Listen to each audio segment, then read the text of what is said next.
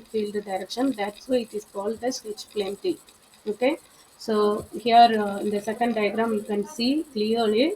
See, this is the wave propagation direction. One, the signal starting from one towards the port two. This is the wave propagation direction, and the new arm. This is the collinear arm that is present parallel with the electric field pattern, magnetic field pattern, but it is perpendicular with the field direction. Okay, the wave propagation direction. So this is the H plenty.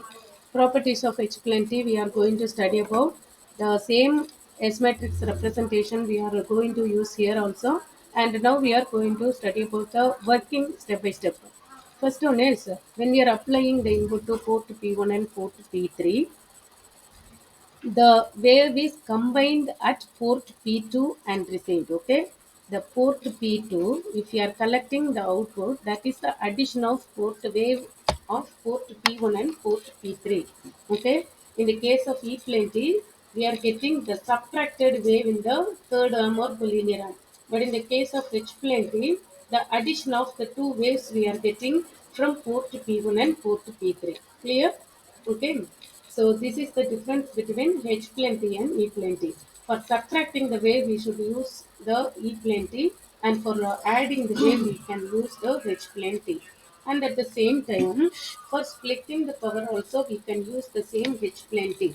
Okay, when we are applying the input power to port P2, the splitted, the wave is splitted and get it from the port P1 and port P3. Okay.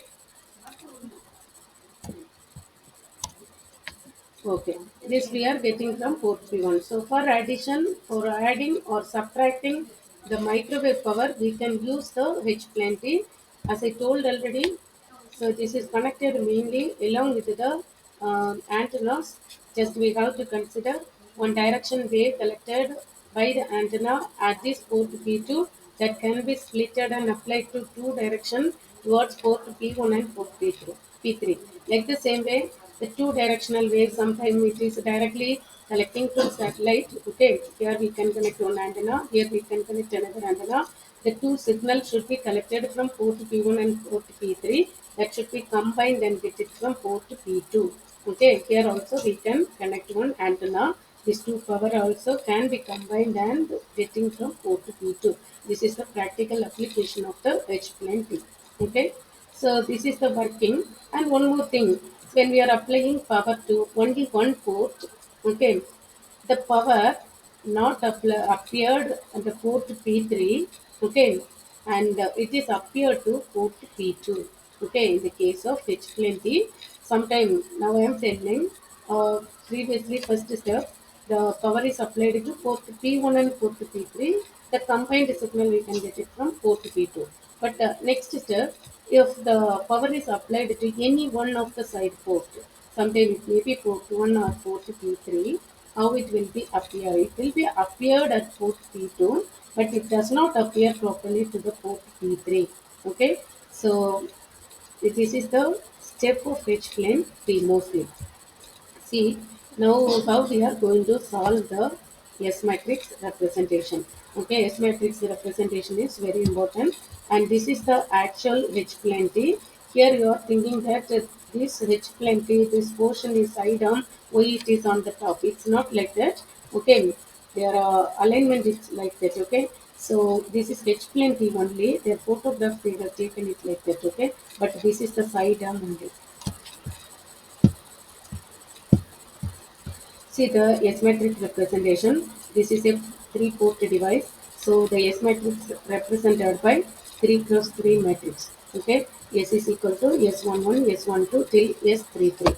S matrix can be represented by 3 cross 3 matrix. And here we have to consider when all the ports are equally matched. Okay.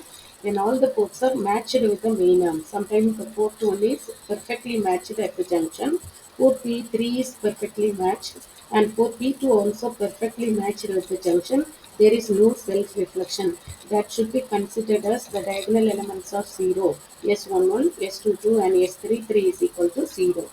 Now we have to apply the properties of the S matrix, the symmetry property, and the conjugation property, everything we have to use for solving the matrix. With that, okay, see here, there is no relation between 4 to 1 and 4 to 3 here also. That's why 1 3 can be considered as 0 here. Okay, 1 3 can be considered as 0 here. So Sij, by applying symmetry property, we can make Sij is equal to Sji. You know that is S12 is equal to S21, S13 is equal to S31, and S32 is equal to S23.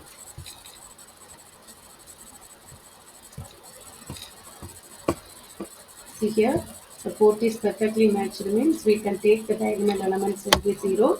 See here, S33 only considered initially as 0. Why this S33 is only considered initially 0 means S3, the port P3 is, okay, port P3 is the extra port. That's why initially we have to consider this as 0. Now we have to apply the unitary property. S and S star is equal to I. Okay, unitary property, you know that a matrix and their complex conjugate equal to unitary matrix. Okay, so we can replace this by the matrix and their complex conjugate equal to identity matrix or I. Okay, the diagonal components are considered as 1, all others will be 0. Okay, then we know that the same procedure we have to do, multiplying the row wise and column wise. Row wise, first row with the first column, second row with the second column, third row with the third column. So all these equations we are getting from this third row with the third column, we can make S11 C S13 S13 star plus S13 S13 star. Okay, from that we have to get 2 into S13 square is equal to 1. That can be considered as, okay, I told already, a matrix and their complex conjugate multiplication is considered as, okay, the magnitude should be considered as their square. Okay, a matrix and their complex conjugate. Just you have to take third row S13 and S13 star into S13 star. Sometimes if you are taking their magnitude, we can multiply this with the square, S13 square. Okay, if you are considering face part means we cannot take it like that.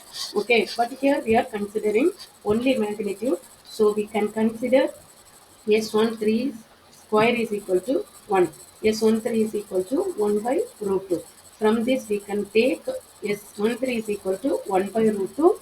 Now we have to take this expression and substitute in this equation, and here, okay, then we have to derive all other parameters. Our wanted thing is we should calculate S12 value, S13 value, S31 value. Okay, every value we have to calculate it. Okay, by multiplying the row wise and column wise. Very simple matrix only.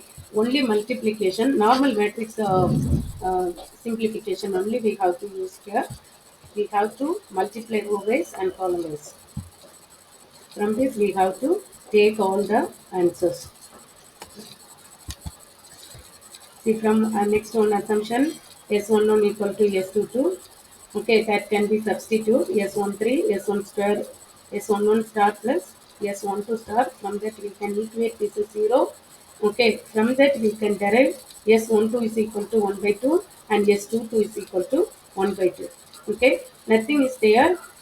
See, if you are getting the answer for S33, already make it as 0, and S13 is also 0. So these two values we have to substitute in the previous matrix, okay, to derive S12 and S22 parameters, okay.